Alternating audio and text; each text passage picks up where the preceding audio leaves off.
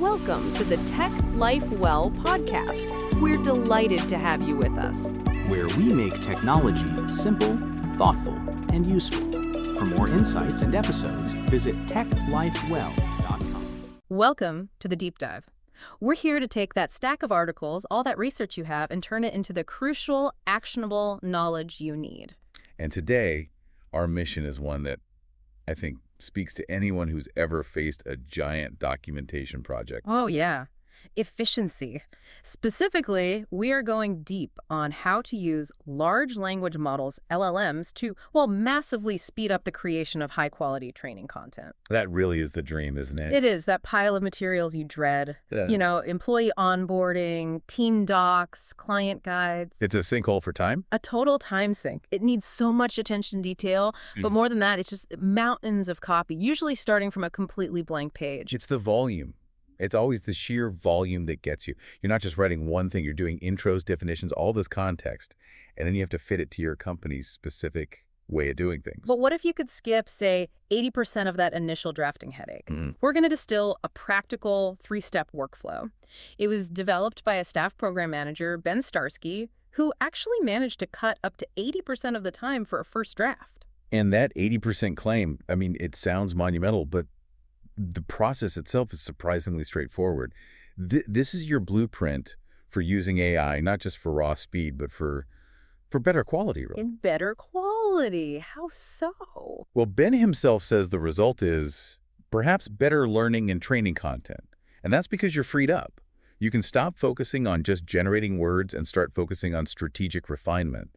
You apply your human expertise where it actually matters most. Okay, let's unpack that. I love the potential, but we need to figure out where the AI fits in without, introducing a bunch of risk or losing quality. What's the fundamental opportunity here? The opportunity is all about making a really critical distinction between public knowledge and proprietary knowledge. We have to accept that personalized content, the stuff that's unique to your company's internal processes or anything confidential, that's always going to need a human. Yeah. Always.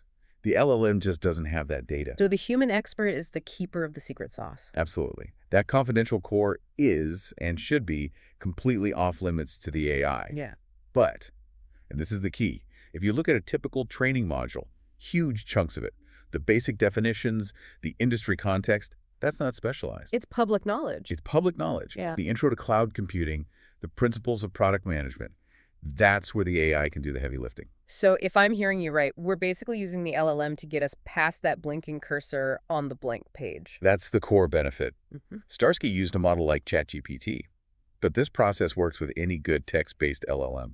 It fundamentally shifts your role. How so? You're no longer the person who has to grind out that first draft. You become the editor, the curator, the quality control expert. You're freed up to focus on the specialized parts, not just hitting a word count. I like that, a methodological pivot.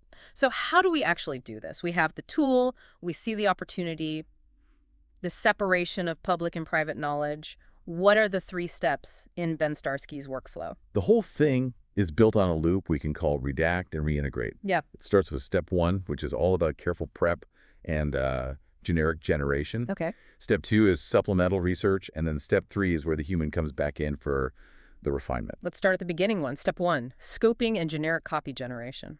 Where do we even begin?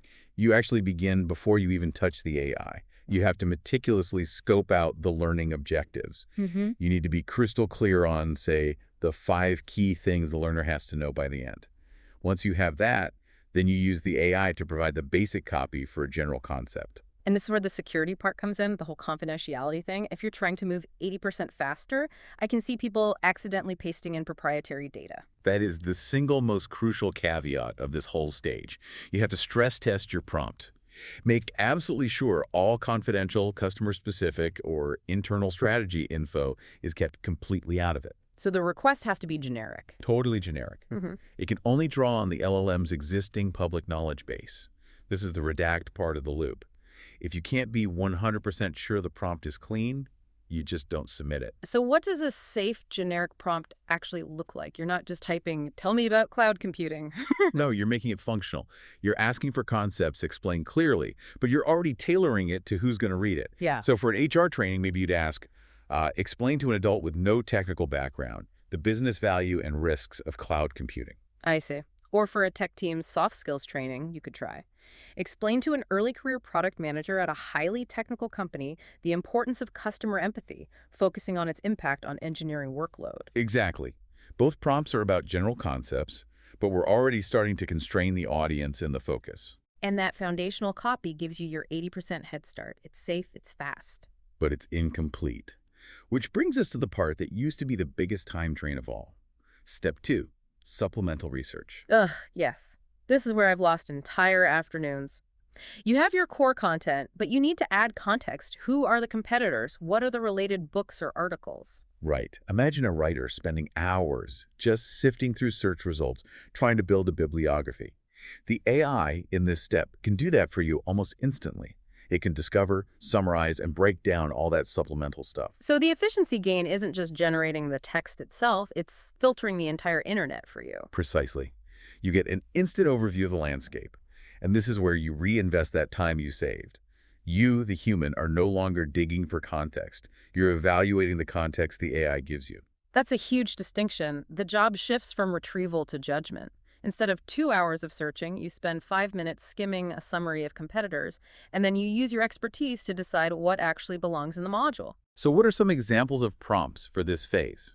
Well, you could go from the general concept to the specific ecosystem. Maybe ask, what are the top 3 competitors to Apache Spark as a data processing engine, and what's the key philosophical difference between them? Or for external resources, you could ask. List 3 highly rated books or online courses that teach sales enablement training and summarize the core argument of each in one paragraph. The AI provides the raw material, you provide the expert filter. Okay, so now we have our generic foundation and we have the supporting context. That brings us to step 3, punching it up. This is the human value add. This is where you earn your paycheck. Right. The LLM has given you this functional high-level copy. Now you have a few jobs that an AI right now just can't do well because they rely on that proprietary context and a deep understanding of your brand. What are the main tasks here? First, you have to polish the language to fit your brand voice. An LLM might be correct, but it rarely sounds like your company. You need to add the tone, the specific vocabulary that makes it yours. That's what makes it feel integrated, not like some canned response. Exactly.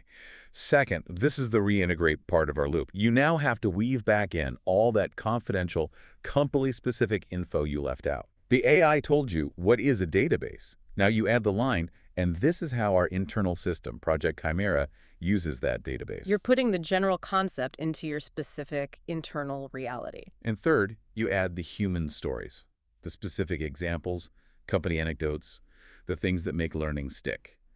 The AI is the engine, but the human is the finishing artist who guarantees quality. That's a great way to put it. But this all hinges on one thing, right? This whole 80% speed up is useless if the stuff you get from step 1 is just vague and unusable. Absolutely. The success of this whole thing hinges on a final pro tip: mastering prompt granularity. The rule of specificity. Yes. This is where I see a lot of people get frustrated. They ask a broad question, get a generic answer, and they just give up. Right. They blame the tool. When really the problem was the instruction. If you're not getting what you want, the answer is almost always to narrow your parameters. Turn up the granularity. The more specific the request, the better the result. Ostarsky's advice is clear on this. An LLM is a powerful but very literal interpreter. The more constraints you give it on audience, length, required content, tone, the less editing you have to do in step 3. That's the mechanism that unlocks the 80% gain. I really want to spend a moment on this because seeing a super granular prompt is often that aha moment for people. Let's break down that example prompt from the source material about a product requirements document, a PRD. It's a bit dense, but it's a perfect example. It starts simply enough. Explain in 5 to 8 sentences to a new product manager at a highly technical company the value and importance of a product requirements document. Okay, so right away we have constraint 1, format and audience. The AI knows it needs to be short and the language has to be right for a new PM at a tech company. That filters out a ton of jargon already. It does. But then the user layers in the specific context that has to be included. This is constraint 2.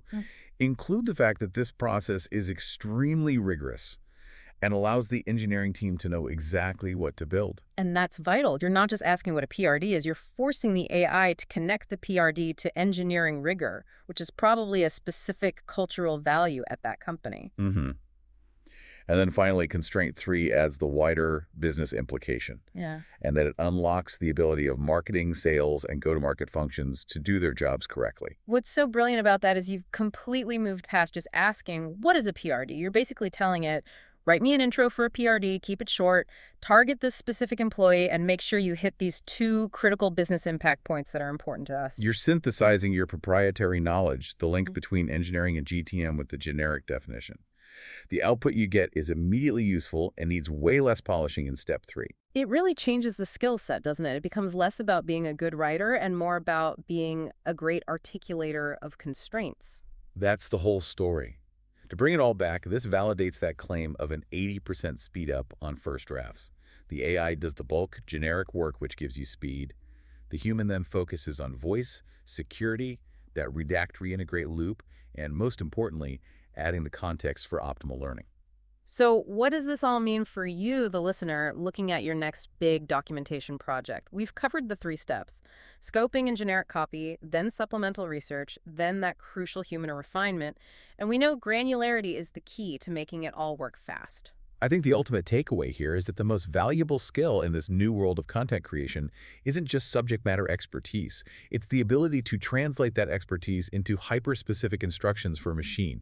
You're moving from being a writer to being a content architect. And since the success of your training content now really depends on mixing your proprietary knowledge, which you have to redact for security, with this AI-generated content, how quickly do you, as a learner, need to shift your own focus from creating information to expertly curating and constraining it?